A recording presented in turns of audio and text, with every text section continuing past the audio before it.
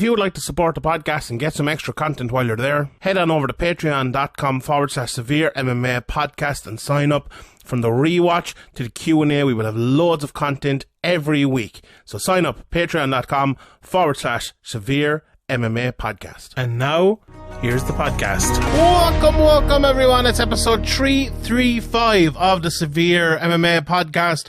My name is Sean Sheehan, joined today by the Eric Boy of Irish MMA Media, Graeme McDonald, as we talk about a big day in the history of mixed martial arts. Maybe not the history of mixed martial arts, but the year of mixed martial arts anyway, with the big UFC pay-per-view, which just occurred moments before recording, and we're going to get into all of that. But before we do, we must tell you to brace yourselves. Winter is coming. That's what the writers of Game of Thrones said. What they also didn't tell you was that Brands it wasn't Jamie Lannister. It was a terrible shaving accident that put him where he ended up, and the poor guy thought he was okay to trim his balls with a traditional razor, hair trimmer. Not sure what you want to get for your gifts for Christmas. Well, Manscaped, it's the ultimate gift, and we're here to change a man's grooming game. You can get 20% game even. You can get 20% off with free shipping with the code SevereMMA at manscaped.com. I'm just starting to buy all my Christmas presents now. I know, like a lot of people started November now, so it is definitely the time to do that. It's time to gear up and get yourself the gift of shaving this holiday season. I'm talking about Manscaped, the perfect package 4.0. It's the best in the business. The hygiene bundles includes the Lawnmower 4.0, the Weed Whacker, Boxers, Travel Kit, and Liquid Formations. That 4.0 is absolutely fantastic. It's waterproof, advanced skin safe technology to reduce nicks and cuts. It even has a light to help you for the old close shave. No need to have a red wedding situation next time you're going for the trim. The Weed Whacker ear and nose hair trimmer can help you whack those nasty weeds in those delicate holes. This product has a proprietary skin safe technology to help prevent nicks, snags, and tugs as well. Also included are the crop preserver. It's a deodorant, and the crop reviver, which is a ball toner to keep you fresh at all times. Maybe you're on the other side of the wall and you don't know what when your next shower is. No bother, the crop mop, actually the ball wipes, which I only got a few of there recently. Those are fucking brilliant. Also, smelly feet. I know someone who uses this. I won't give them away now, but honestly, fuck it. No, I won't. I'd feel bad. But I know someone who uses this foot deodorant, and they swear by it. So I actually haven't used it yet. Should be out up there. The cologne, I actually got Patrick a bottle of this cologne as well the other day. He loves it as well. So it's absolutely brilliant. Lovely fresh scent. On top of everything, they've even thrown in the shed travel bag to keep your goods from Manscaped all together. With the anti-chafing boxer briefs are in there as well. I know the lads over in the group absolutely love them. This feels like a terrible read, but anyway, you know what they have. Manscaped are absolutely brilliant. Get 20% off and free shipping with the code SevereMMA at manscaped.com. During the winter, you may be spending more time inside with your balls. Might as well make them beautiful. Promo code SevereMMA, 20% off, free shipping. And also, while we're at it here, this episode is also brought to you by BETUS. We said we'd front load them this time and we'll get right into the MMA, so we'll have no distractions, so we'll go right up the front. So if you are in the US and Canada, we have our betting partner, BETUS, has supported us for the last few months, and we've really enjoyed this partnership with BETUS. So if you are in the US or Canada, these are really good crowds. So sports betting's in full force this season. Obviously, you know, we're in the middle of two UFC pay-per-views, and a big one coming up next week, and I'll have betting shows galore this fucking week. I'll have another two betting shows this week, one on Severe and one on where is it, Sherdog there, yeah. I want to fucking know now the place now. They also have NFL, NHL, NBA playoffs, all of that, Premier League. I know, stay away from Man United betting, but you know that you already may know this, but BETUS has been pioneers in the sportsbook industry for almost 3 decades, thriving and paying their loyal customer base. If you are in the US or Canada, go to SevereMMA.com/BETUS and you will receive 125% sign-up bonus. Use that code SevereMMA as well there, and there is a link in the description, both for Manscaped and for BETUS, and they should take you right there. BETUS have re-up and referral bonuses also. You can go to betus.com. You can call 800-69-BET-US. That's 800-MY-BET-US. BETUS is known as America's favorite sports book for a lot of reasons. As I mentioned, NBA, NHL, NFL, props, Bellator, UFC, casino, horse races, all of that. They have every type of bet imaginable, and the sharp bet, and a sharp, really, really sharp US mobile platform, which is easy with full betting options. So follow my lead and get your phone. Go online. The social betting partner with integrity and longevity. And do like I did. Bet with BETUS. You bet, you win, you get paid. Promo code SevereMMA, 125% sign-up bonus. BETUS.com or SevereMMA.com/BETUS. Right, Graeme, let's get straight into UFC 267. We're at literally just seconds out from the card happening, and it was I don't know, it was one of those special moments, I feel like, didn't it? Well, it's hard to think of like the card as a whole. Usually we start off our reviews of these cards with a kind of an overview of the card itself, but Glover Teixeira winning that belt, I don't think there's anywhere else we could start. It was just special, really, wasn't it? I saw a lot of people online and were feeling the exact same way as I was. It was just brilliant. How did you feel when he won it? Yeah, it was a brilliant moment. You know, he's been around such a long time, and even, you know, most of the guys covering the sport, me and you, we've seen basically not even his whole career, not even half of his career, because he was out fighting in other promotions, couldn't get a visa to the US. He was like Chuck Liddell's training partner, and you know, we were hearing about him even back then, and you know, it just shows what you can do if you keep at it, you keep working hard, you keep improving. And you know, we've been talking about Glover for years, how well-rounded he is and how good he is, but it did seem like when he lost his first title shot, you know, his first UFC title shot, that he wouldn't get back to the top. And you know, he even coming into this fight, he was doubted. And you know, on the podcast last week, I said, I think I have a sneaky feeling Glover's going to do it. But when it came down to making the pick, I went with Jan. So, you know, it was definitely an upset, and it was a special moment. And you know, when you've been following a guy's career for a long time, and he finally kind of gets to the apex of the sport when it looked unlikely at the age of 42, it really is a wholesome moment. It really was. And like, it's funny, he's 42 and it's 2021, so it's kind of halfway. It was at the turn of millennium he was 21, and I think it's a long time. If anyone is, we probably have people listening to this who are younger than that. It's a long time since then, and he was a 21-year-old then. You know, he made his debut in 2002 at a 23-year-old, and as a 43-year-old he wins it. Like, I was kind of shocked. I looked through his record, obviously preparing for the podcast and doing the betting show and different things, and you know, you look at the John Jones loss, but when they said afterwards it was 2014, like 2014, that was only it was a couple of years ago. It was 7 years ago. 7.5 years ago. Yeah. Literally 7.5 years ago. It's crazy. Like, that's some people's careers are 7.5 years. If you have a good career in the UFC, it's and like the fact that he lost. Like I mentioned Chuck Liddell earlier, like his training partner back in the day. Like, and look where he's long out of the sport. He's like an old man now, and Glover's at the apex of the sport. It's amazing, really. Yeah, it's insane. Like, the thing is, like, he lost to Phil Davis just after that as well. He went on another good run, beat OSP, Cummins and Rashad, and then lost to Anthony Johnson, then lost to Gustafsson. And you know, for those three fights there, lost to Johnson, beat Cannonier, lost to Gustafsson, beat Serkinov, lost to Corey Anderson. Like, that was 4 years after he lost to John Jones, right? So you're becoming like a 50-50 fighter, probably thinking, you know, maybe one or two more here, I could be gone from the UFC at the age of 38 years of age. At that position, even though we always talked about him as a good fighter and everything like that, I don't think at that time anyone would say it would have been getting better for Glover Teixeira. And the fact he went down to beat Robertson, beat Kudjalaba, beat Krylov, beat Smith, beat Santos, and now beats Blachowicz.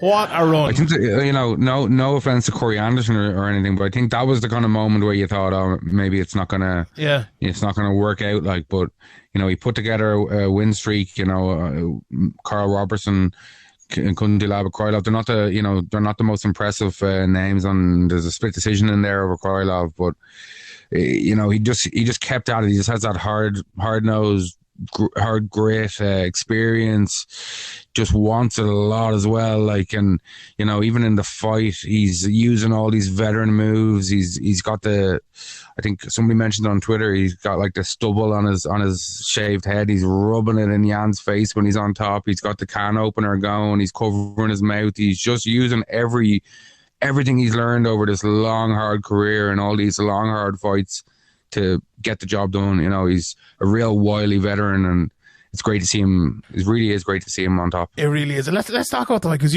I think you make a great point there, because the one thing I was kind of thinking as you were talking there was, remember when he fought John Jones? I remember John Jones was like pulling his shoulder out of place and trying to fucking break his shoulder in the clinch, being the nastier fighter. And that's what Glover was tonight. He was the nastier fighter, and not in a bad way or anything like that, in a very good way, in fact. But within the rules, within the rules. I love a can opener. I absolutely love it. Like, that is a thing that is really underused in MMA, and it's just hard. Like, at the end, you text me straight after it. Do you want to say the words you used about right after the fight? Yeah, he broke him. Yeah, he just broke him. He really did. And like, I think it was a combination of things. It was the can opener. It was the fucking stubble in the face. It was the big left hook. It was kind of, at one stage when he got his back, he kind of pushed his head into the ground, kind of, at one stage. It was like he's just making it tough for him at all the times. That elbow, do you know, they were talking about on the commentary about sometimes the kind of the sawing elbows are better than the crunching ones, maybe, which is absolutely true. But I think for the fight that Glover Teixeira decided to fight, I think that was the better option for him, because like Blachowicz is that sort of fighter as well, and I said last week, I got it 100% wrong. I thought Blachowicz was like a little better than him in every area. Tonight, it showed the other way around. Glover was better than him in every single area. Like, even, and we'll get back to the first round in a second, but even at the start of the second round, I thought Jan was landing some good stuff. He stopped a couple of takedowns, but that striking battle in the end was absolutely won by Glover Teixeira. He almost knocked him out. And I actually think, the first right hand was nearly bigger than the left hook, because it stunned him, and then the left one just threw him off balance. Because at the time when he landed that left hook, I thought, he's off balance maybe a little bit, but it was the right hand that made him off balance. And it was one of those ones where Jan took it very well, and he kept going very well, but I think that was kind of the beginning of the end, because it made it easier for the takedown. And then the finish as well was just easy. As you said, he broke him and he was just able to get the finish. But the first round, immediate takedown for Glover Teixeira, good ground and pound, a nice elbow, can opener all the time, as I mentioned. But for me, I think even though the second round was less comprehensive until obviously the end, or until the big right hand to left hook, I just thought Glover, his kind of refusal to give in and his refusal to give Jan an inch just kind of was the winning of the fight for him. He was just going to execute his game plan, and he wasn't going to take a backward step. And Jan obviously, even if he doesn't get if Glover doesn't get the takedown in the first round, Jan has to think about the takedown and has to worry about that. And obviously getting the takedown is ideal. And then Jan knows, oh shit, I can't get back up here. I've been on my back for 4 minutes here, just kind of being roughed up, and every trick in the book being used on me, and just being kind of worn down. And, as you mentioned, he was stunned, I thought, and I thought that was proven by how easy the kind of second takedown came, and, how easily Glover passed to full mount and got the finish. It's just a really well executed game plan by a really wily veteran, using all the experience he has and all the skills he has. He's a guy who's, he's not only experienced, but he's been improving at an old age for this sport recently. We usually see guys stagnate long before this age, and Glover's not only kind of added experience and added lessons that he learned in other fights. You mentioned the John Jones one where you kind of got to be a bit of a cunt in there, and Daniel Cormier mentioned during this fight Josh Barnett. Just making it as uncomfortable and as nasty as you can in there. And yeah, I do think it broke Jan in the end. And, to break a champion, and who's, as Glover mentioned, who went in there and beat Adesanya, who's undefeated, that's a That's a serious thing to do. Like, can openers, like rubbing your head in their face with stubble, all covering their mouth. That may all look kind of like not that much, but when somebody's doing it to you and punching you in the face and they're taking you down and they're not giving you an inch, they're not letting you breathe, they're not giving you anything, you're getting dominated. It can break you, and it broke him. I think it's funny that, like, I don't know if anyone saw it. John Kavanagh put up a thing the other day about Peter Yan's flinch, and he was talking about, and you know, I don't know whether I agree with it, or most people probably wouldn't agree with it, maybe they would, but he was talking about anticipation of things happening, you know, fighters moving their head before a punch comes and things like that. What happened here in the end was Jan Blachowicz anticipated him tapping and losing, right? He anticipated himself losing and ended up tapping before the choke was actually in. And that is the ultimate sign of someone breaking someone. And, like, I'm not criticizing Jan at all. This is absolutely giving credit to Glover Teixeira for doing that, or all the reasons Graeme just very brilliantly spoke about there. It was some performance. I think, like, this is a performance that I think is going to go down or should go down in history. I'm not sure actually if it will, but it should go down in history as a great one, because you mentioned Adesanya there, right? And if you, like, what is Adesanya known for, and his team known for? They're known for fantastic game plans. You know, everyone talking about Eugene Behrman as like the greatest genius to ever coach in the sport. And you know what they couldn't do? They couldn't coach he couldn't coach his fighter, or Israel Adesanya couldn't get the right game plan to beat Jan Blachowicz. And Glover Teixeira did it with ease. You know, he really did. And that is a sign of a fucking fantastic game plan that was produced unbelievably well by a guy who has worked for 2 fucking decades to get to a place where he can call himself the best in the world. And it was, Jesus Christ, it was brilliant to see. It was absolutely brilliant to see. And, like, I'm a big fan of Jan Blachowicz, so I picked him to win. You know, I think he's a very, very good fighter. I think he'll be back. And I wouldn't be surprised to see him fight for a title again. But tonight is Glover Teixeira's night, and it was awesome. Awesome is the word for it. What a fucking display. What a win. And what a man. Fair fucking play to him. It's hard to move on from that, honestly. I was just so kind of in awe with that fucking fight. But we have the rest of the card to talk about. Graeme, what did you think of Hasbulla being all over the place? I found it very hard to watch any of the fights with Hasbulla just, like, walking around on the outside and just sitting around. What a man. Are you a Hasbulla fan, are you? All right, who is it? Do you not know Hasbulla, no? He's like so he's like that little Russian lad that, you know, Habib was lifted up and Islam Makhachev. Okay. Yeah, so. Yeah. Well, half of it got cut by BT Sports, though. God, yeah, it was awful. But, like, it was he was there from, like, the first or second fight at night, and I was watching one fight, and I was watching away at a fight. Next thing, Hasbulla got up and started walking around. And I was like, wait, hold on, where's he going? I couldn't pay attention to the fight. It was fucking Hasbulla walking around him, and I was like, you can't be doing that to me in the UFC. But he made it a bit of crack anyway, and he made it a bit of fun. But we will get back to Hasbulla in a while. Let's talk. Do you know what? We leave Jan versus Sandhagen for a second.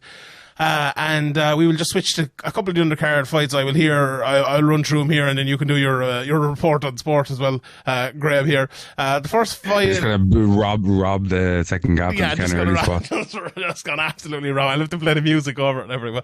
The first fight, very close fight between Tagir Ulabekov against Alan Nascimento. I think it was Ben Carnage. One judge had it for the guy who was on the bottom, and the other two had it for the guy who was on the top. It was very close. It was one of those. You know, there was a lot of submissions. I thought it was a very hard fight to score in terms of, like, there wasn't that many strikes or much of a striking differential.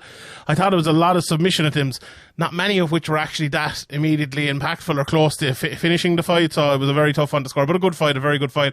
Then Petros. So which way would you have went? Would you went with or against your boy Cartilage? I would have gone with him, I think. I wasn't watching it close enough. Who would have expected? Who would have thought? Hold on now. The last few fights I've got against him, so there's, you know, I have to go with him for once. But anyway, so yeah, fair play. I'll be meeting him next week as well, so I better stay on his side for once. Then Petrosky against Hugh. So or Hugh even, he felt a 3-3 in his career, and that, I think, tells you a lot. This was one of the worst fights I've seen in the UFC in a long time. Petrosky, is okay. He's moved to 7-1 for now. submissions. He didn't know how to finish for a good while there. He was like a baby anaconda who hadn't learned to fucking choke yet. He actually was. He hadn't a clue. He's like, this looks well, I don't really know what's going wrong here, but I'm going to keep squeezing here. We'll have a go for it, Joe.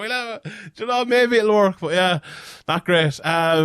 Didn't Lerone Murphy versus Makwan Amirkhani? I think Murphy is a phenomenal prospect, but credit to Amirkhani, he took him down and was dominating him in the first round, and he won that first round, but 14 seconds into the second, all that good work was for naught because Lerone Murphy caught him with a beautifully timed knockout from the takedown, knee inside.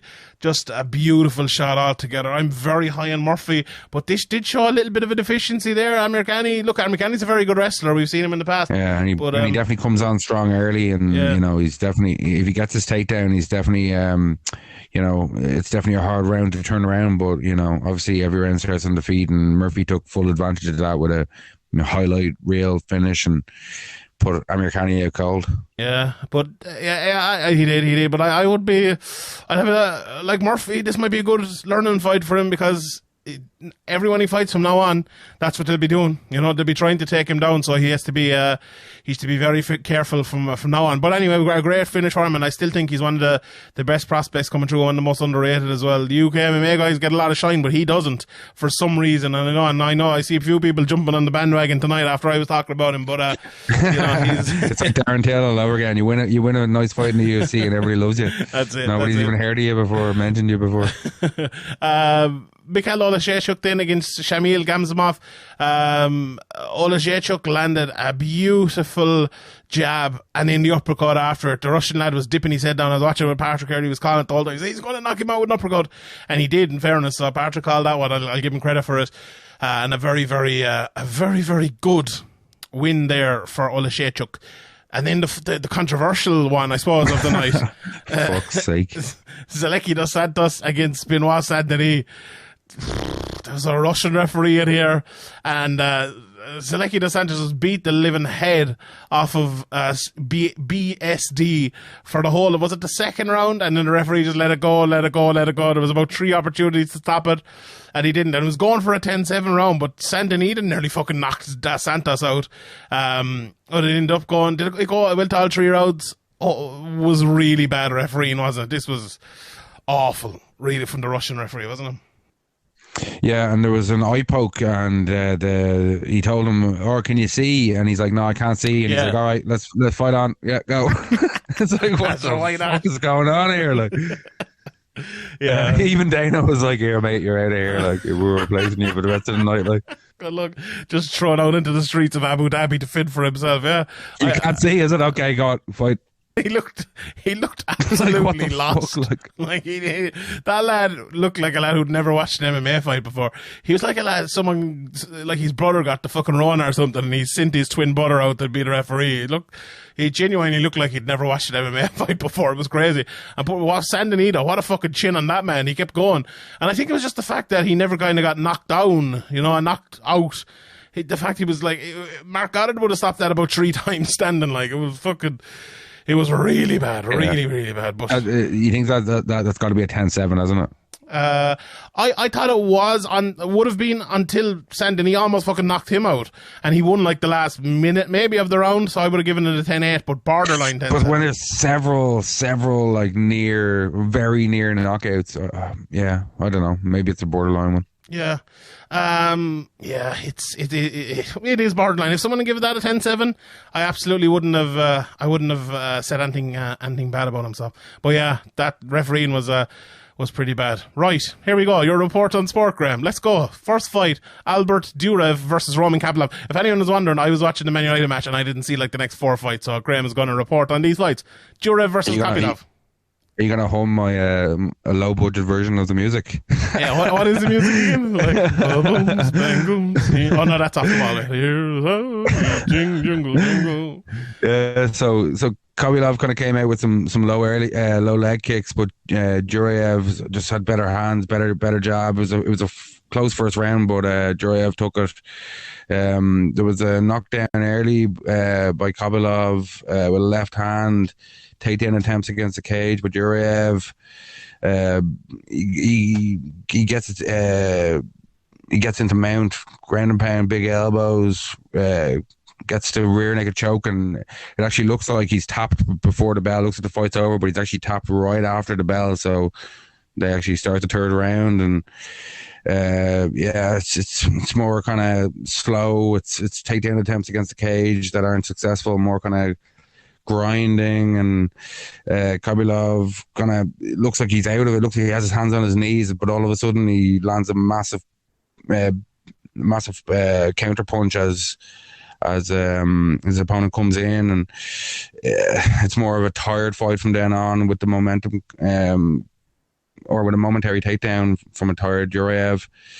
Wasn't a great fight. It sounded good though. You made it sound good there. Yeah.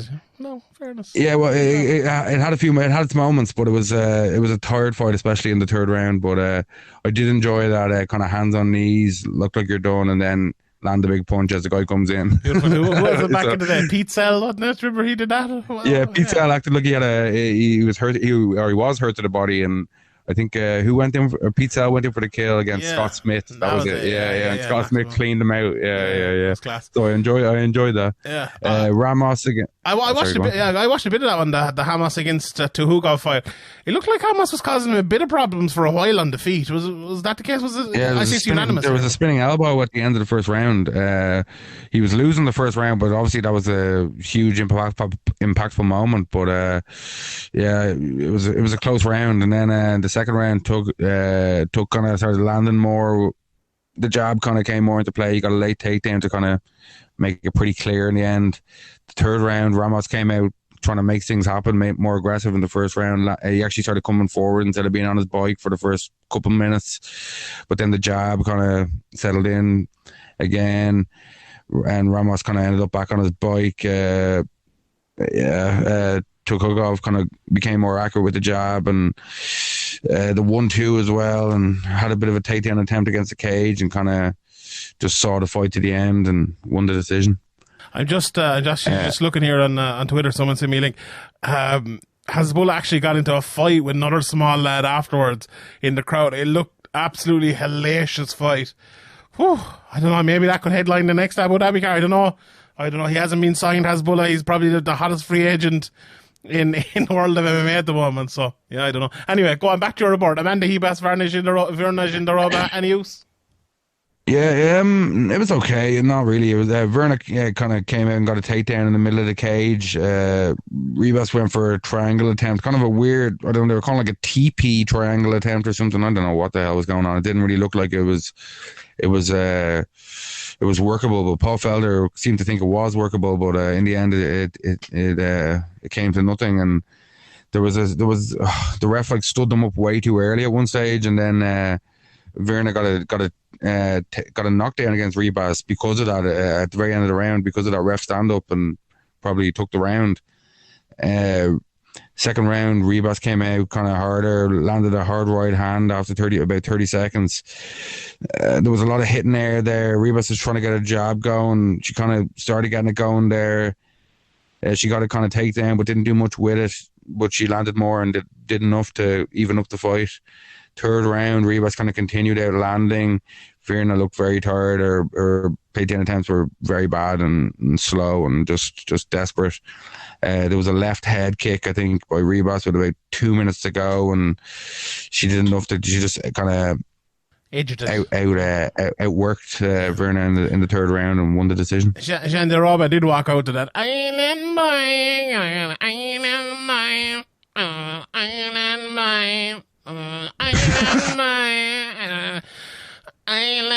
So like, she should have got a point for that, really, but fair play to her anyway. So yeah, like a good win for Hibas though. She kind of puts her. I just lost it. She puts herself back in, I suppose, in the discussion at 115 pounds. This podcast has gone over. Let's get on to the Ozdemir Ankalaev. Ankalaev won it. Not fucking much happened there.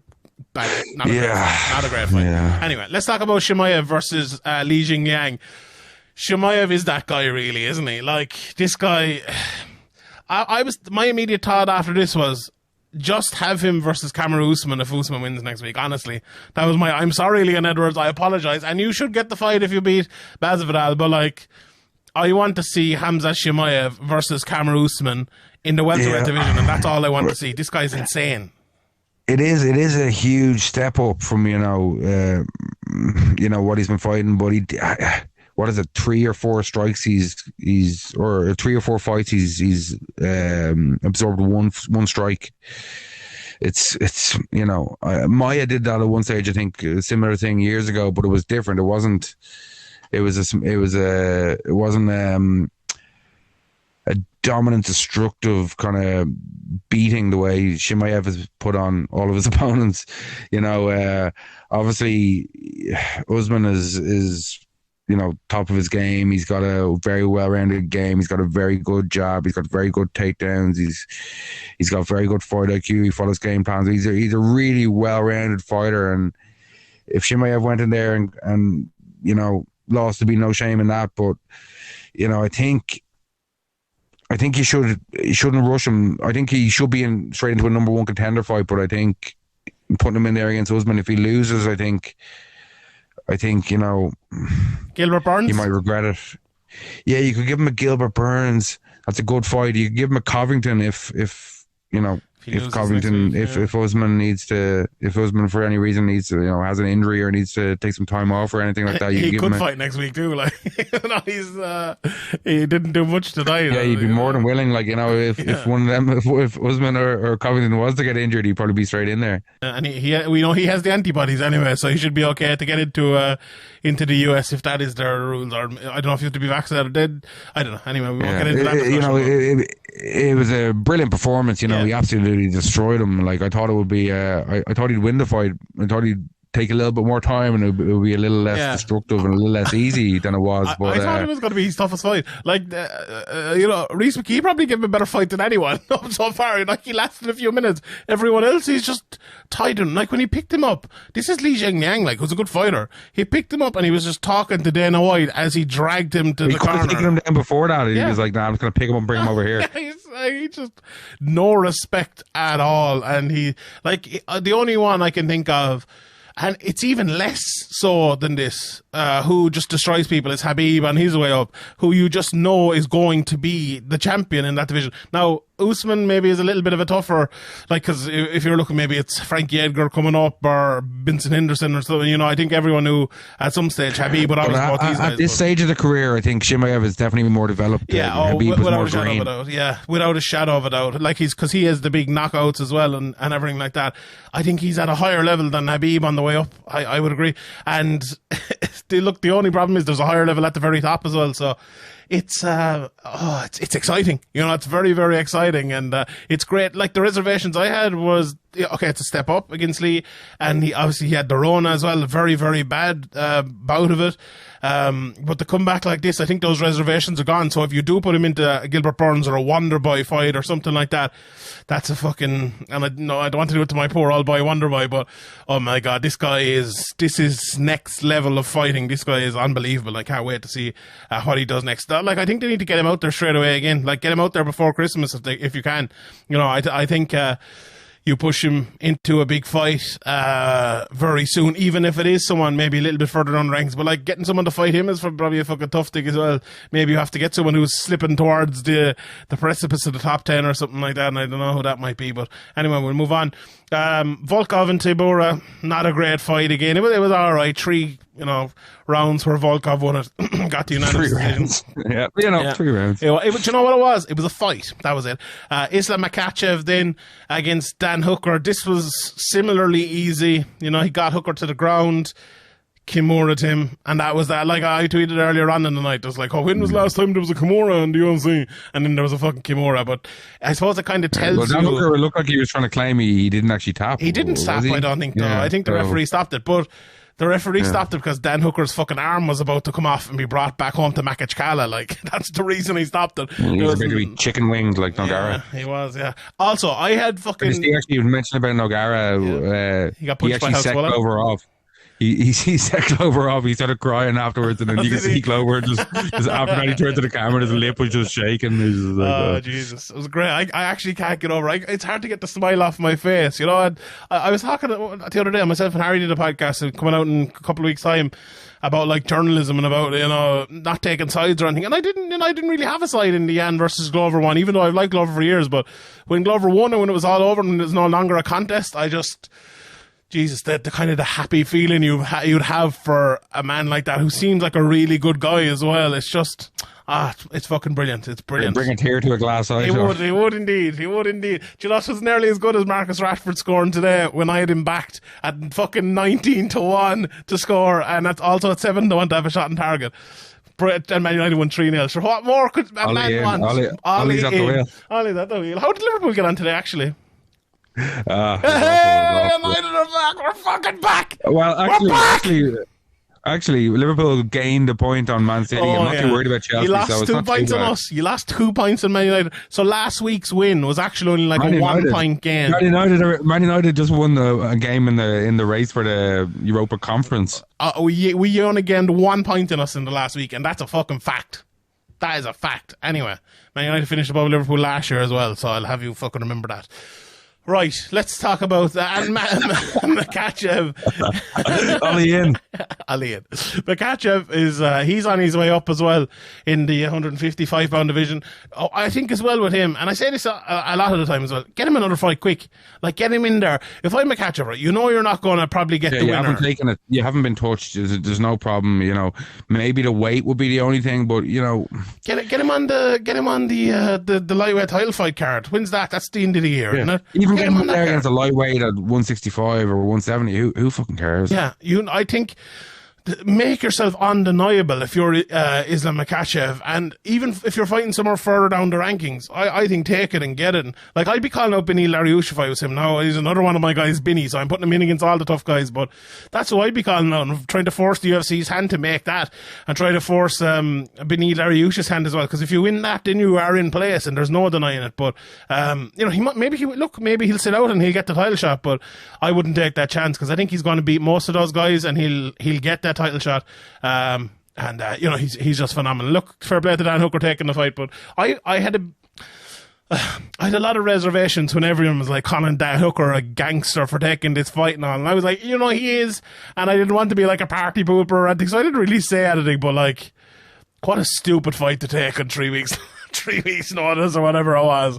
In fairness, like, you're going to lose that fight. I don't know. But he said he asked for him before. He said in the promo he asked for him before, and Islam turned it down and tried to take RDA, and then RDA got injured, so he got the call again. So maybe he had in his mind, maybe, you know, I don't think he was going in thinking he's going to lose that fight. You know, these guys have that, you know, ridiculous belief in themselves that even if they're completely outmatched, they think they're going to win. So, you know, it's a self-belief thing, and I don't think it was that short notice. So, you know, if you want to get to the top, you kind of, you know, you need to make things happen. And obviously, with the end result, it wasn't too good a decision. He got absolutely mauled, but you know, obviously he wasn't planning on that. He was planning on making a lot of money, kind of catapulting himself back up the rankings, and you know, he took a chance, and yeah, it didn't work out. But it's, as I say, it's always easy to be the general after the battle, and you were thinking it was a bad decision, but you didn't say anything. So that's true.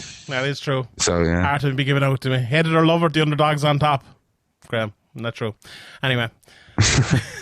Go ahead, envy me. I'm Rap's MVP. Anyway, Peter Yan against Corey Sandhagen. This podcast is getting off the rails. I'm glad we did the second half of this recording. No, I don't know what you've been smoking tonight.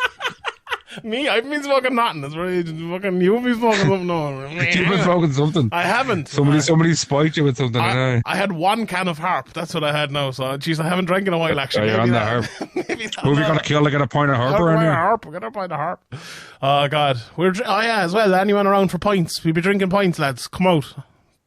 Friday, after the fight. Gibson, pints. Right, we'll see you then. We probably won't actually, because no one will be able to get in, I'd say, with all these fucking COVID certs and all. But anyway. They don't let you into the Gibson at the best of times. Yeah, the best time. It's going to be a disaster. Like, it's actually the fighters are all staying there and stuff, and I'm staying there as well, and all the Bellator crew. So you'll probably see me drinking with fucking Josh Thompson at 5 o'clock in the morning at some stage anyway. So that'll be fun. But anyway, Petr Yan against Corey Sandhagen. This 2 rounds in, I tweeted this is on course to be a fight of the year. And it didn't turn into that. Yeah, I thought after 2 rounds it was, but it was still a good fight. Don't get me wrong, a brilliant fight, a smashing 5-round fight. But I think Yan got too good because he kind of took over the fight after the first round, and it just kind of. In my scorecard anyway, won 49-46. Even though there was some very close rounds in there, I think for it to be a fight of the year contender, it has to have bigger flashpoints or be a closer fight, or the jeopardy be kind of more long lived. But Corey Sandhagen did fight a really good fight. He came out and looked better than I thought he would. He definitely came out strong, won the first round. I know Petr Yan's kind of. He's a bit of a slow starter, or he tries to make reads on people. Yeah, that first round was very interesting, because I was about 4 minutes into that first round, I was like, Corey Sandhagen's going to win this fight. To me, like, he looked like the better fighter in that first round. We've seen Yan do this before, where he's kind of feeling his way into it. He's just like, all right, what you got? Like, we have, but I kind of forgot that too, I suppose. But like, Sandhagen was using his lint so well. He was mixing it up with takedowns now. Yeah, I know different angles. Yeah, he got a couple of takedowns, but anyone who's watched the Magomedov fights, and there'll be a few more Magomeds in this podcast, keep listening. There'll be a few more, keep listening. But anyone who's watched those 10 rounds knows that you're not. You might take Yan down, but you're not fucking holding him down. And Sandhagen clearly wasn't going to do it in this, but it was good to switch it up. And I just thought, like, he was kind of not tying with him, but, landing a lot of shots on the feet and landing some good kicks and stuff like that. And he was just quicker, I thought, and more varied.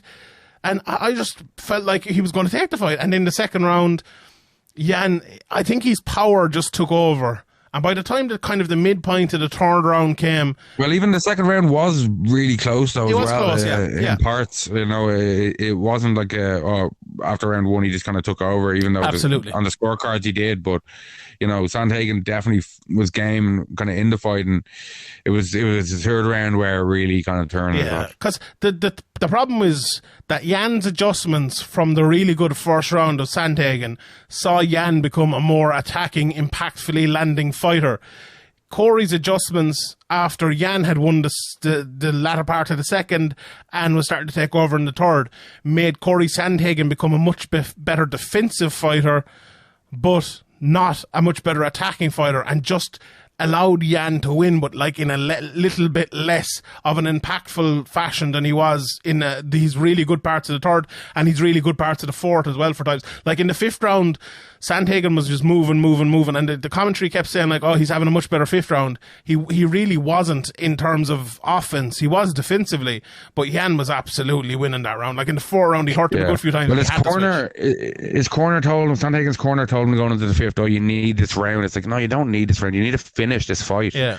You know what I mean? Why you tell them that? Like, you know what I mean? Like, if he had been told, here, go out there and finish this fight, or you're not going to be the champion. You're not going to, you know what I mean? There was another time as well. I can't remember exactly what they said, but I think it was after the third round, and they said something like really wacky, or they were like, oh, you're winning this fight, or something like that. I was short memory. Yeah, it was like... I don't mind that part. Like, forget about the last round, fight the next round. No problem with that. But like, it felt like they were saying that. Before you go on, what did you think about like the commentators making out like Sandhagen some kind of genius because he said, "Oh, you got to fight every round as 5 minutes." It's like what? It's like every fighter ever except you, Daniel Cormier, thinks that. Daniel Cormier heard this 42 years of age, like, excuse me? He's like, he's a real student of the game, this guy. He's fucking fight IQ's through the roof. This guy's some kind of fucking mental genius. Daniel Cormier's like, there's rounds and fights? Huh? When did this? You can't just look at it as a fucking fight. Like, it's fucking every 5 minute period. Like, this guy's fucking genius. Fucking Corey Einstein going around. Oh, Daniel Cormier is so fucking bad. He wasn't as bad tonight, in fairness, but I actually don't know. I was just like, what is he talking about? Ridiculous. It was ridiculous. I honestly don't know how Daniel Cormier still has a job with UFC. Like, he's so bad. I think everyone has kind of seen it now. I don't know. Anyway, but yeah, look, a great performance by him after the first round. And like, I've spoken about it an awful lot down through the years about people having the ability to switch mid-fight and fight a better sort of fight. But I don't know if we ever seen someone like Jan who's doing it at this top level in terms of like Floyd Mayweather kind of does it, to give away an early round, get all the reads, and then win the fight, And we saw Aldo do a similar thing over the years, kind of not give away the first round, but do take your time to kind of settle into the round, especially when you have 5 rounds to do it. I think it's much harder to do when you have 3 rounds. Yeah, we did, and look, Anderson Silva did it as well, to be fair, but I don't know, it feels a bit different with Jan. Lyoto Machida is kind of like that as well throughout the years. He'd feel you out, faint a lot, just kind of not commit to anything. But yeah, I think Jan, do you know what I think the difference maybe is? I think all of those lads were kind of built a lot on defense, whereas Jan isn't as much. Jan will take a shot, and I'm not saying he's a bad defensive fighter, but he is more of an attacking fighter. Like, you couldn't say Anderson Silva's not an attacking fighter, but like, he trusts his defense. Like, Dominic Cruz, one of the best defensive fighters of all time. Jose Aldo, brilliant defensive fighter. Like, Lyoto Machida built his whole career basically on his ability to defend and counter from it, whereas Jan, he isn't that. He goes forward and he hits lads. So maybe that's why it's a little bit different. Like, he'll take 50 shots to understand how he's getting hit, and he's like, okay, now let's move from there. But yeah, he's a fantastic fighter. Like, and we can talk about what's gone next for him, but it's surely him versus Aljamain Sterling now. Aljamain Sterling still the champion, and the interim champion now, obviously. So that fight is going to happen next. So looking forward to that rematch. Anyway, so. Yeah, will we leave it there, Graeme? Anything else to add after that? No? Brighton?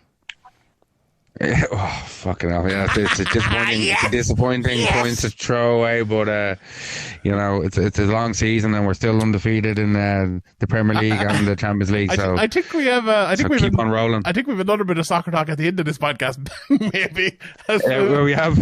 Maybe. Anyway, Back to the Future. Back to the Future. Right. That's it from us. But it's not. It's from the podcast. There's another 40 minutes of this podcast to go. So I'm going to now throw it over to Sean Sheehan for part 2 of episode 335, I think. Take it away, Shadi.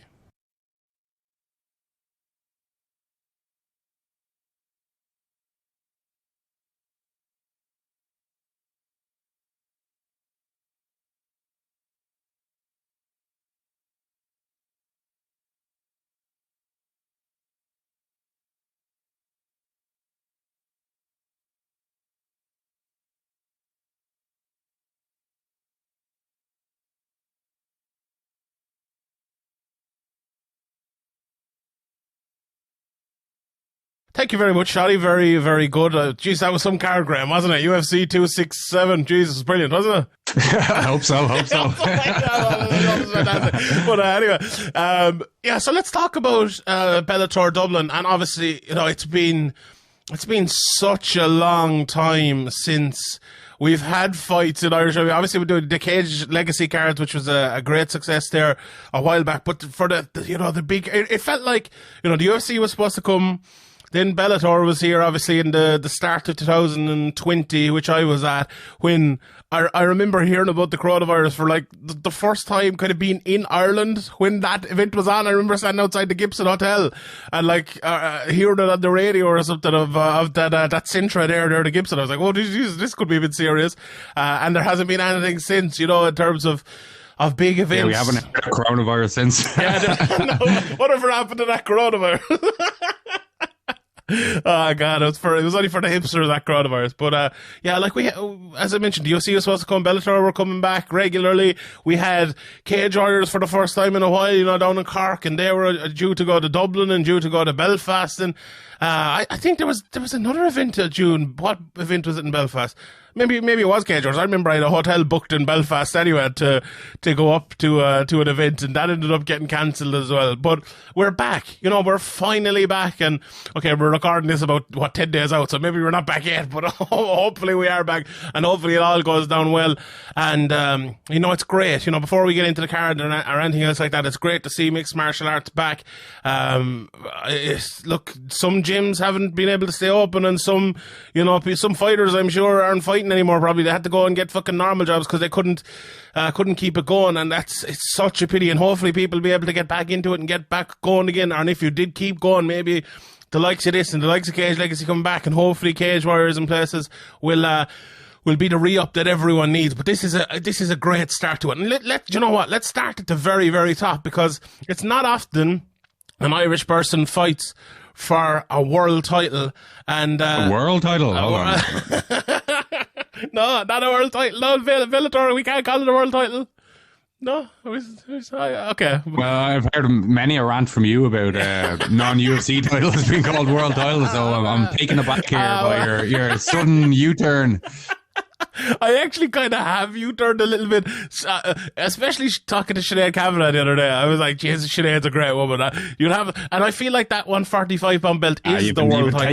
You've been taken in. It's like the Judging Association Union all over again. They got me. But anyway, like a big, Bellator title. Look, it's when Joe McColgan won the title, and when Paul Hughes won the title, and Neil Seary won the title in Cage Warriors, and Cathal Pindred and Conor McGregor back in the day, they meant a lot. But I feel like Bellator, being kind of the second organisation in the world in terms, maybe not in terms of all things, Cage Warriors is right up there and other promotions as well. But in terms of, I suppose, quality of fighter, you would have to say they are. And a lightweight title, lightweight is the best division in the world, a lot of people would argue. For that title to be on the line, even if it's not, the world title, it's still a big title without a shadow of a doubt. And for it to be happening in Ireland with an Irish person fighting for the title in the main event, it's huge. It really is huge. And I know, okay, we could joke about the world title, but it's big, isn't it? And I'm as someone who's been, a long time covering Irish MMA, it's magic, and it's great to see this, isn't it? Yeah, it is, and it's even though it's like a recently vacated title, it feels like a deserved title shot. It's not like, it's not like some events where you see, local Irish guy is going to get a shot at the title, or local guy is going to get a shot at the title. It seems like, obviously with his brother, Patricio's brother, or Patricio's brother, sorry, Patricio. Patricio, is it Patricio? Patricio. Is that the third brother? Whatever. Yeah, I get you. Slightly bigger Pitbull, slightly smaller Pitbull vacated the title, and it seems like obviously the first fight was a great fight between Queally and Pitbull, and Queally got the finish, but there was some kind of controversy with the cut of it. Whenever there's a doctor stoppage due to a cut, the other guy's going to feel a bit aggrieved or a bit like I want to run that one back. So it feels like a really, really big fight. And obviously it being in Ireland makes it an even bigger fight. And I'm sure by the time, I think Queally's kind of adopted one of the best walkout entrance tunes in MMA in general. That gets the crowd really going. And I think it's going to be a really good atmosphere there. And I think 5 rounds actually suits Peter here. Yeah. I think, he can, even if he gets off to a bit of a slow start, there's still time, and he knows that he's done it before. He knows he can turn it around, and, we've seen him do it many times, not just against Pitbull. We've seen him kind of be in hard spots and come back in front of an Irish crowd before. So, I think this is a huge fight for Queally, and I think I know he's an underdog in this, but I think he's a very live dog in this fight. Yeah, I went back and I watched the first fight the other day. That'll be out this week over on Patreon, and on the rewatch on Thursday, I think it'll be. And, we spoke about this fight a couple of weeks ago on the podcast when we started off talking about this fight and Sinead Kavanagh against Cyborg, which we'll obviously cover in depth next week. And I think we both kind of agreed, and as you said there, I'm not sure if the lines are out yet, but I think even now, Patricky will be the favourite coming into this fight. And I had him in my mind as the favourite. Like, I was going to pick Patricky. And maybe I still am, but I watched back that fight.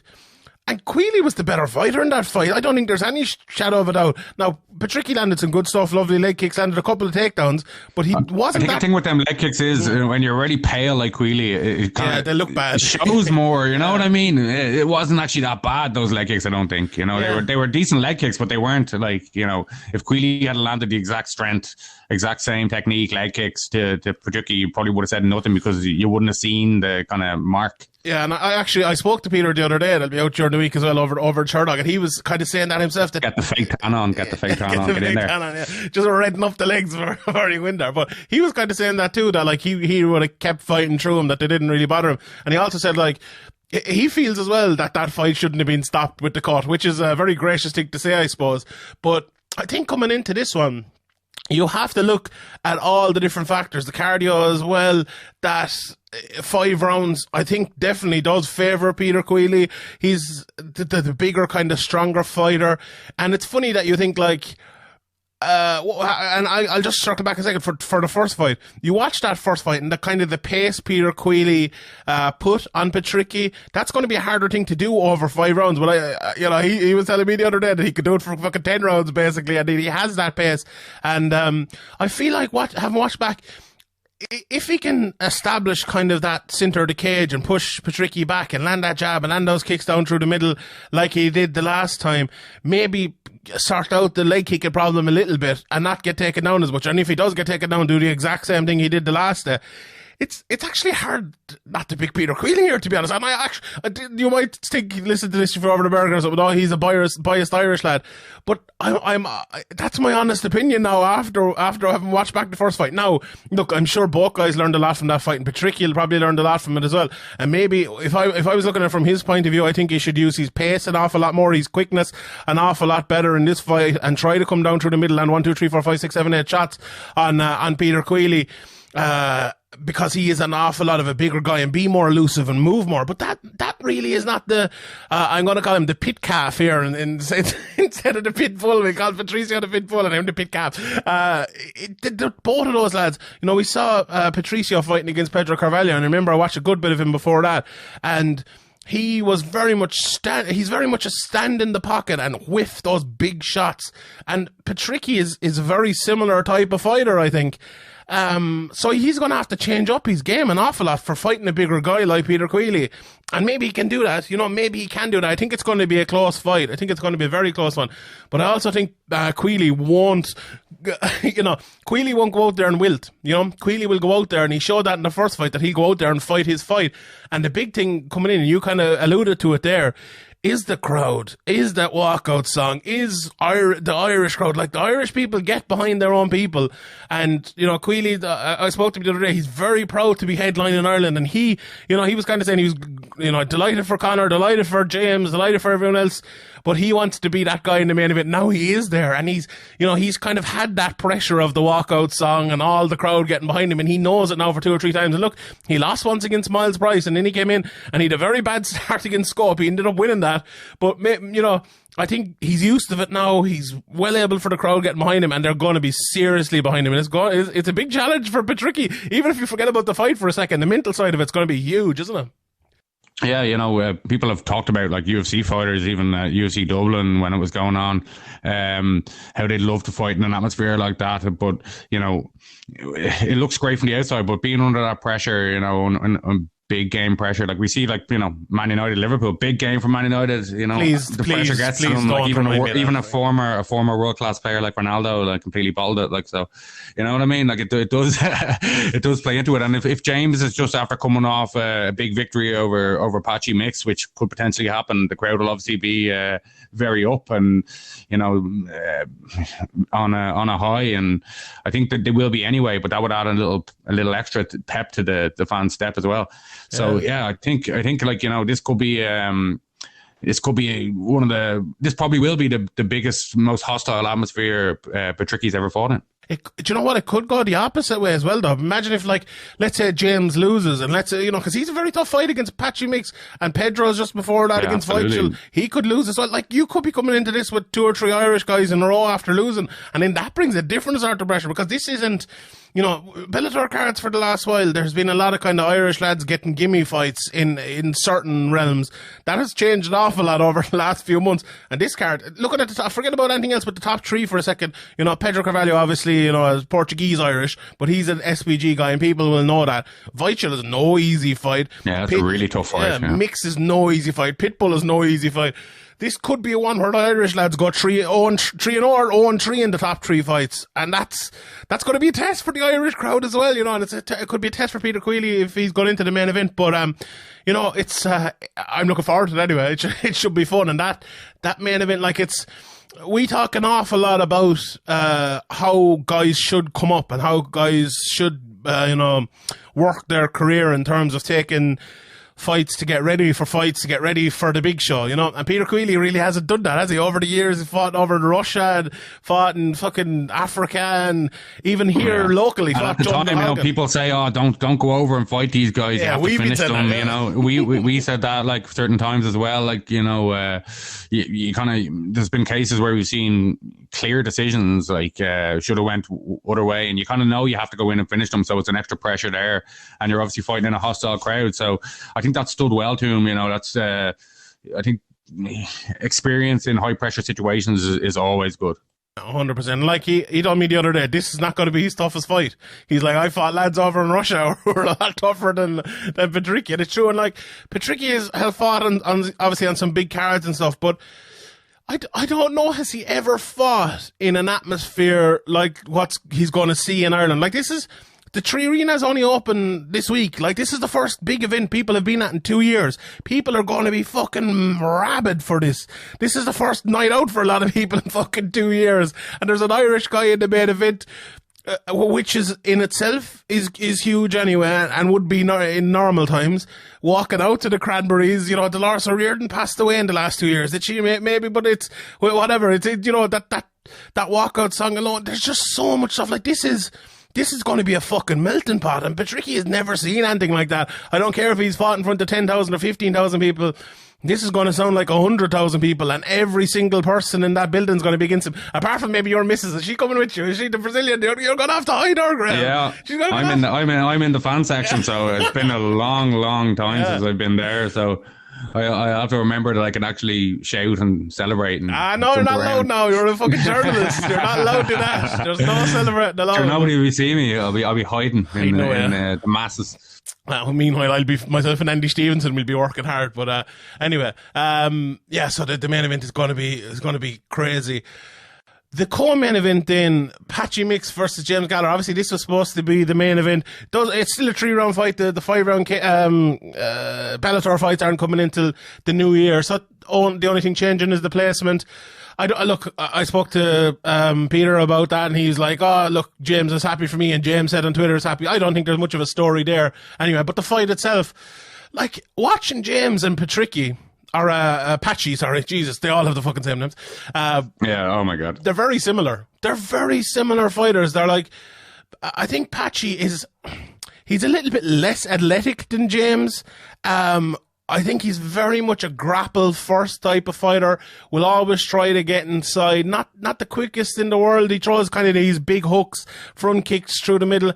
And like everyone knows James, he tries to catch a leg. James has very smart setups. I think Mix is maybe a little bit stronger and is maybe a little bit of a better kind of a double leg if he goes straight for you and pushes you against the cage.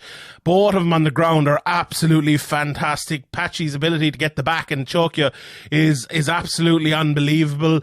James's jiu-jitsu is brilliant as well. Like, I've watched back a couple of James fights as well and watched his striking.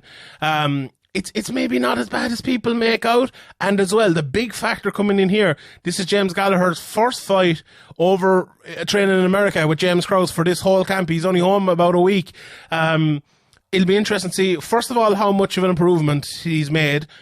And second of all, how different he fights, and then who's going to be in his corner, who's going to be his main coach, who's going to be giving him his game plan. You know, he said on Instagram a couple of times, maybe I'll be able to speak to him during the week, but he said, you know, still with SBG and all that, and still with John Kavanagh. So there's a lot of interesting things and a lot of unknowns, I suppose, coming in here with James Gallagher as well. To me, the toughest fight of his career. This is a fun one, isn't it? This is excitement written all over it. Yeah. Yeah, it does. Another thing is, you know, he hasn't fought in a year, so he obviously, as you said, he's been out training in a different place. So it'll be interesting to see kind of what he's added, and if he has a different game plan than he usually has, or if he's you know, what weapons he's looking to implement that he's picked up over there. Obviously his opponent is a very good opponent. It's been talked about for probably 2 or 3 years now, this matchup. And you know, both guys are very good on the ground. I might be biased because I've seen a lot more of James's jiu-jitsu, but I feel like James is going to have a slight advantage on the ground. Like on the feet, I think, you know, as you said, I think James's striking is a little bit underrated. I think his offensive striking is better than his defensive striking historically. Maybe that's another thing that he's been working on, like, you know, being over there, moving around with new bodies, new coaches, other coaches seeing different things, adding different things. It can only help. So it's going to be very interesting to see kind of the new James Gallagher, and if there is going to be a new James Gallagher, a new style, or if it's going to be, you know, kind of little details on the same style. Yeah, it is going to be very interesting. Like, and the thing about James is as well, though, he's kind of fought different styles in different fights. Like, I watched his fight, who was it? One of his fights that went fucking nearly 15 minutes anyway. I can't remember his name, but, and he was fighting out of a very kind of karate-ish style, hands down. Then you look at the one, the Ricky Bandejas fight, where he came out and he had like hands up really high, and he was fighting like that, and he was boxing a lot and showing kind of that lead hand uppercut, and even the backhand, entry uppercut, which we saw Magomed Karamov getting knocked out badly with the last time. The same sort of thing happened, to James Gallagher. So I think I would agree with you. His defensive striking is more the issue than the offensive striking. And if that hole is plugged, now it won't be totally plugged in 6 months or however long he's been there, but you know, if it's gone away to be plugging that, I think it's very, very big and could be huge for James Gallagher. So I'm very interested to see how he looks and how this fight goes. I'm kind of selfishly hoping this fight goes to the ground to see a jiu-jitsu battle. You know, people might think I hate jiu-jitsu, but I absolutely don't. And I think if this does go to the ground, it could be absolute fucking fireworks between the two of them. The transitions, the battle for the back. Oh my God, it has classic kind of ground fight written all over it. Now, sometimes when that happens, it turns into a striking match. But I'd be interested as well to see how the striking match will work out, because, as I mentioned, Mix is, what he has is just big hooks, really. That's, you know, he can strike. Don't get me wrong. He fights out his southpaw for most of the time as well. You know, James would be well used to that, obviously. You know, down the years training with Conor McGregor and different people. But James is kind of more, what would the word be? Changing kind of striking, as I mentioned earlier on, with striking different sort of ways, might be kind of, might be a good way of getting around the patchy mixed striking. And I think if James is maybe a little bit more careful in terms of coming in close, maybe if he throws a lot of those kicks like he's done in the past, I think that could be a good way of winning that fight on the feet. But it's going to be an interesting one and a big, big test for James Gallagher. You know, a lot of people are giving out he hasn't been tested for a while, and a lot of that too, I think, is down to injuries and obviously down to the pandemic and stuff. But this is a real test, and I'm really, really looking forward to seeing this. I find it hard to pick a winner, this one, to be honest. I think I'm just about going for James, but like, you know, maybe that's my Irish bias with him and Quealy. I pick all the Irish lads, but no, I think I'm just about going for James. What do you think on the winner of this? What way do you think it'll go as well? Yeah, I think like if James can get a takedown, I think he will have a slight advantage on the ground, especially if he can get top position. He's extremely good from top position, and he's very patient. I think, you know, obviously we mentioned the crowd for the Quealy fight. We're going to have to mention the crowd for the Gallagher fight, obviously, as well. The Irish crowd have always been very behind James, and they're going to be again. And Patchy Mix is more experienced than James in terms of, you know, pro career. But again, like with Patricky, this is going to be the kind of most hostile atmosphere Patchy's been in. So that could play a factor as well. And, you know, James being out for a year, but it's not really out for a year. It's developing his skills, hopefully in another gym and kind of picking up things. So yeah, it's a hard one to pick. It could go either way, but I do lead towards James, especially if he can get on top in the ground game. Yeah, I would agree. I think it'll be a fun one. I really do. Right, let's talk about a couple of the other fights. So the fight that was supposed to happen, or maybe not supposed to happen.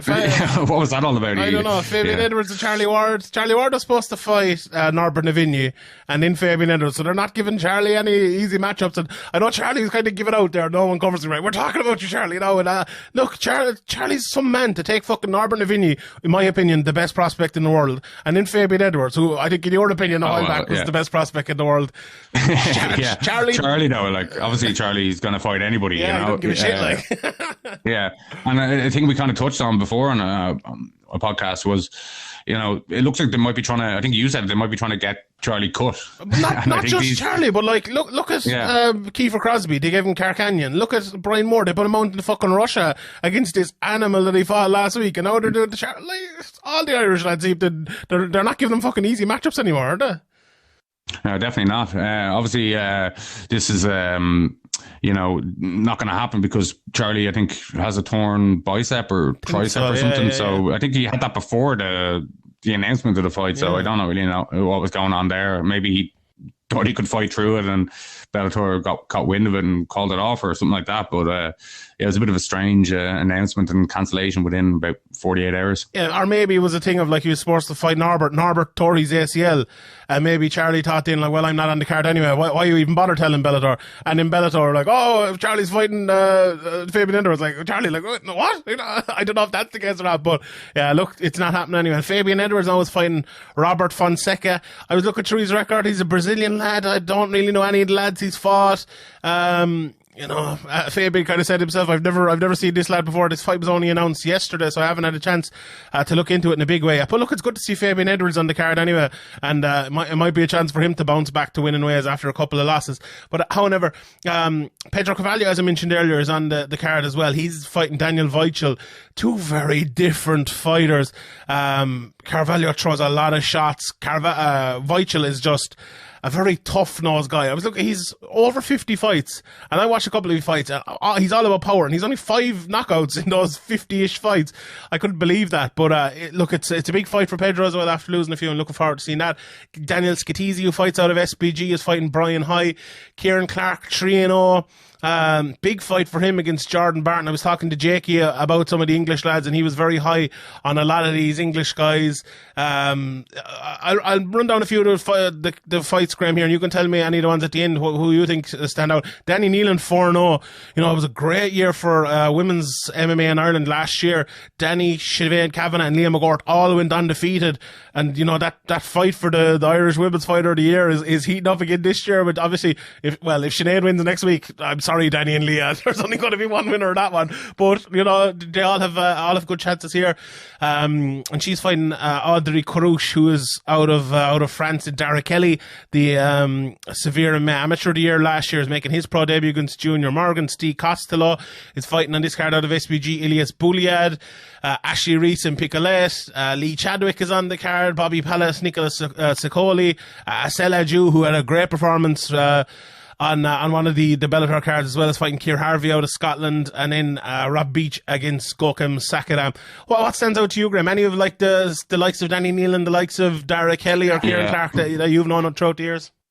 Yeah, definitely. The Irish interest stands out to me. I'm obviously a bit biased. We've been following these careers, obviously through amateur and into their pro careers, and it's always interesting to me to see these young Irish pros and how they're developing. And obviously Danny Nealon, we've been talking about her on the podcast for years now, even throughout her amateur career. And I think even though she's fighting a more experienced fighter here, I think she'll have her way, and I think that's a pretty solid bet that she'll win that fight.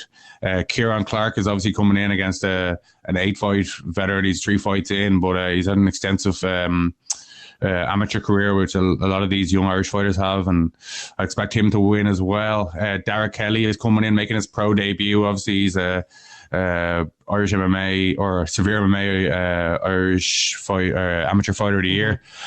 He's coming in against a 3-0 guy in Junior Morgan. I don't know much about him, but I expect Derek Kelly to come in and impress here and win as well. So hopefully I'm right, and hopefully we have a very successful run of Irish fighters in the prelims. Yeah, and like if you look, especially at Kieran Clark, like this is a guy who's had, let me just look here, 23 amateur fights, 43 fights. In his last amateur fight, he fought Magomedov.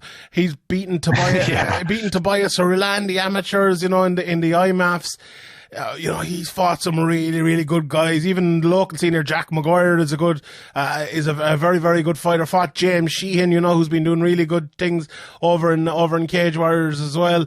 So he's extensive amateurs and 3-0. George Courtney, a great guy from up the north as well. He beat John and Dye, who's been around for a good while, 9 fights, 8-1, and he there's mixed in a good few losses there as well. But they're some good learning experiences that should be done at amateur, and that sometimes guys are in a rush to get the pro before they're ready. And I think he's done it the right way, and I think he's in a good position. He's in a good spot now to keep on going with his undefeated pro MMA career. Yeah, 100%. And look, it's up and down the card is really, really good. I'm looking forward to seeing the new prospects like Dara Kelly and Steve Costello as well.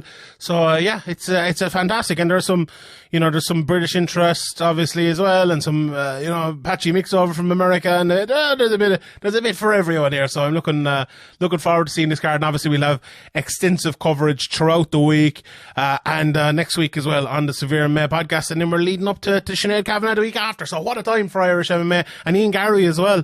Obviously myself and Ian will have a full UFC 268 podcast coming out Tuesday morning. No Q&A this week because I'll be away, but a full, we'll already recorded. It's an hour long podcast. It's funny, we recorded podcast 236 or 336 before 335. It's all getting a bit weird, but however, so everyone look forward to that. Don't break the fourth wall, Sean. Fuck's sake. Sorry about that. Sorry.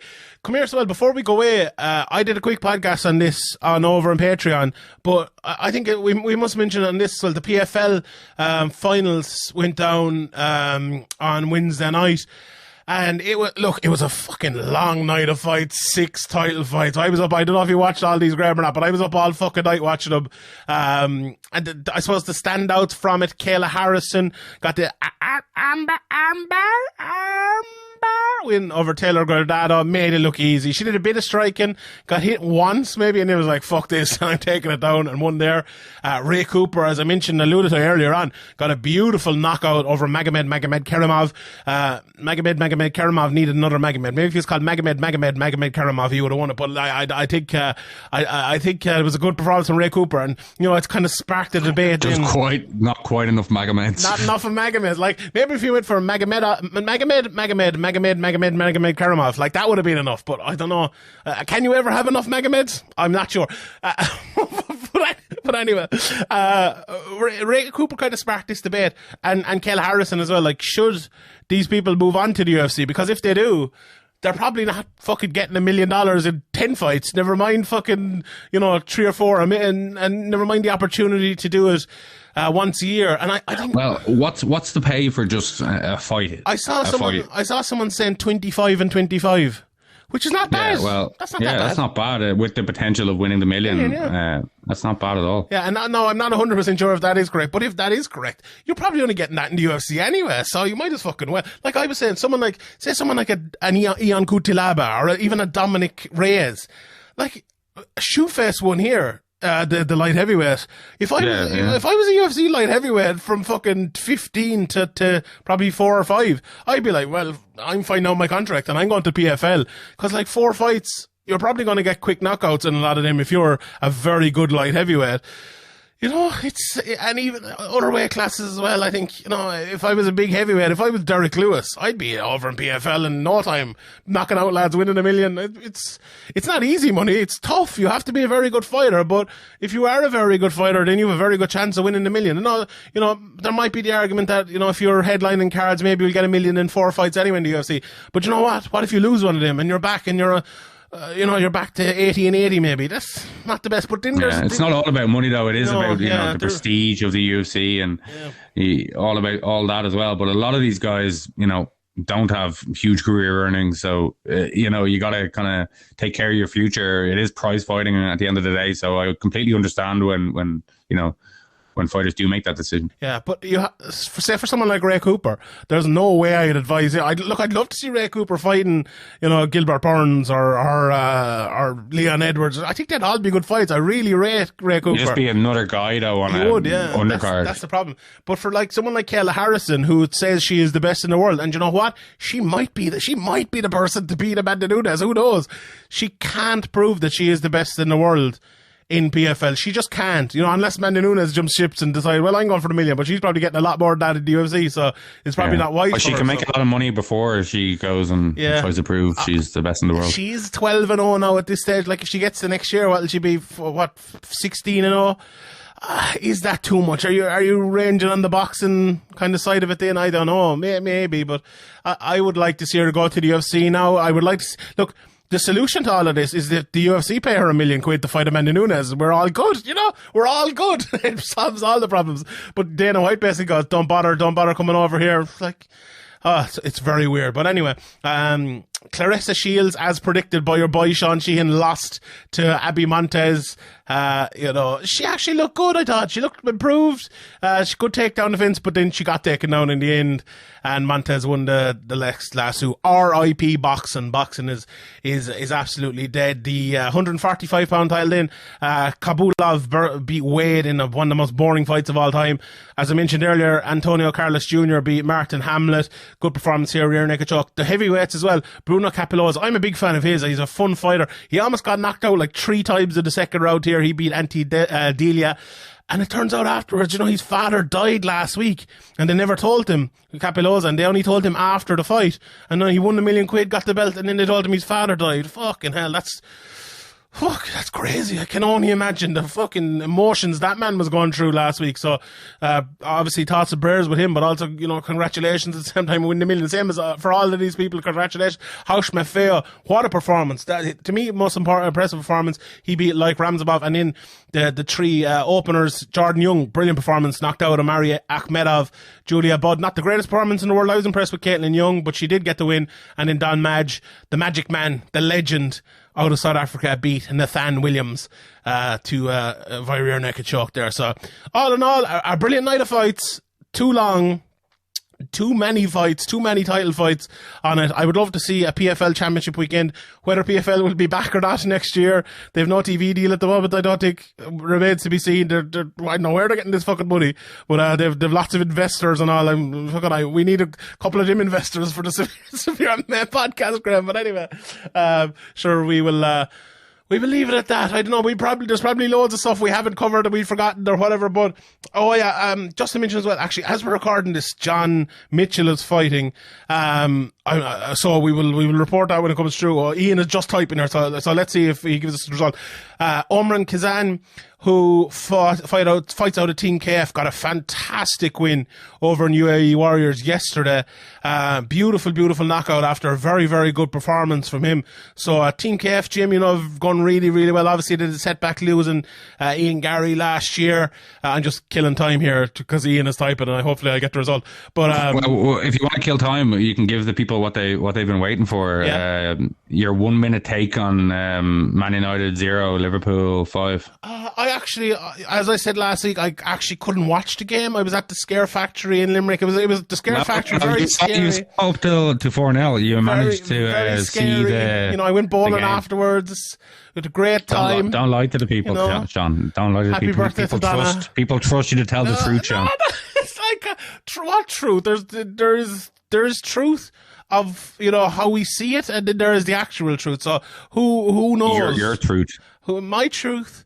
Graeme, that's a very introspective question to ask someone at 5 o'clock on a Friday or whatever today is.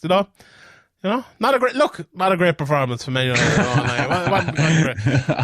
The most worrying part was, okay, here we go from Ian. Mitchell wins by a comfortable decision. He showed a good jab on the feet, which opened up the nose of Niltis. Got hit with a few overhand rights, but was never in trouble. Dominated the grappling exchanges, got taken down a few times, but immediately reversed position and landed good ground and pound. Very composed performance from John.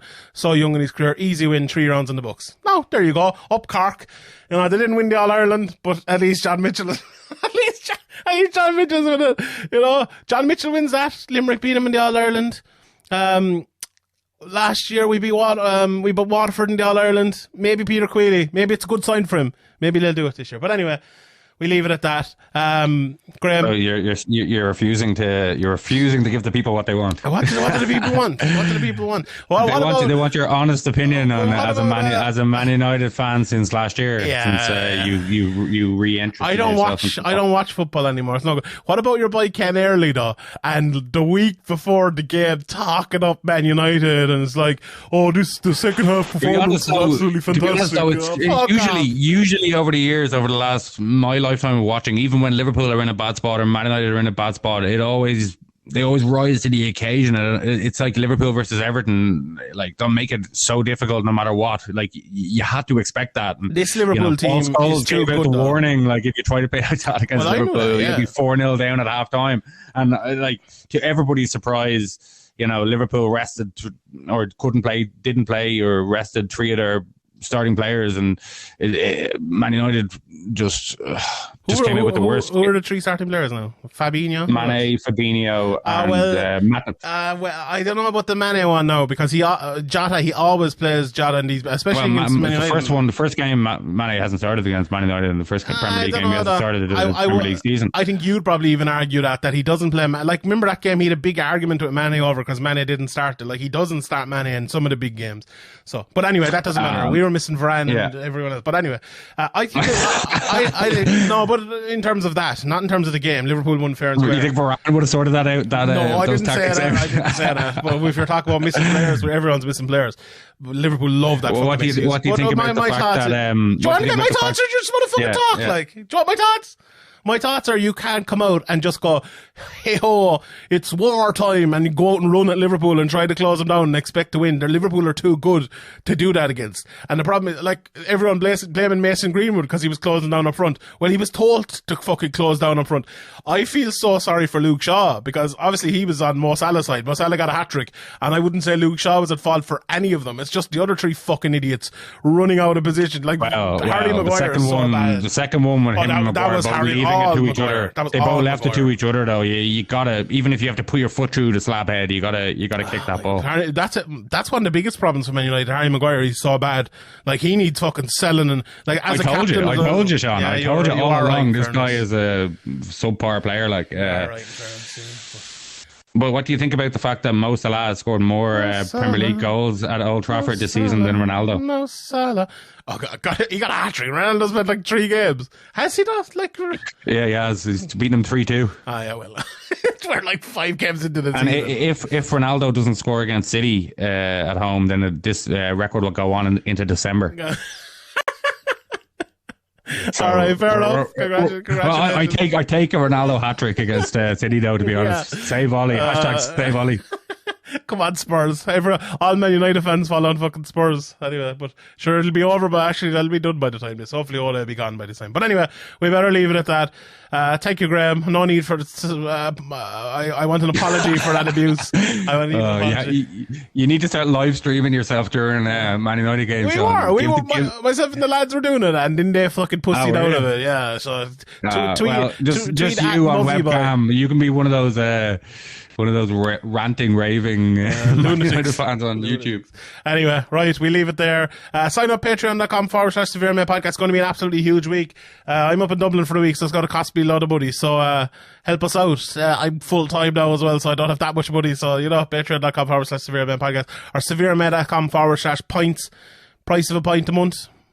Sign up. Go on. Fuck it. Do it. Right. So follow me at Shanti and BA, Graeme at SevereMMA pod as well. Send in your questions for next week's podcast. And if you have questions from this week, keep them till next week, and we will do the Q&A then. So yeah, Graeme, quote of the week. Tell us. Go on. Go for it. Give me a second, sorry. I'm leaving. This is recording. You have to. I'm not pausing this. I put you on the spot now. Go on. Do you not have like a litany of Morrissey quotes like on your head, no? But I can't just give I can't just give an incorrect one or like a subpar one. I have to pull something out. You need to print off a list to like keep it alongside your desk and have it every week. Okay. This is a short one. The Queen is dead, boys, and it's so lonely on a limb. We'll see you. We'll actually see you next Tuesday because the next podcast comes out Tuesday. Good luck.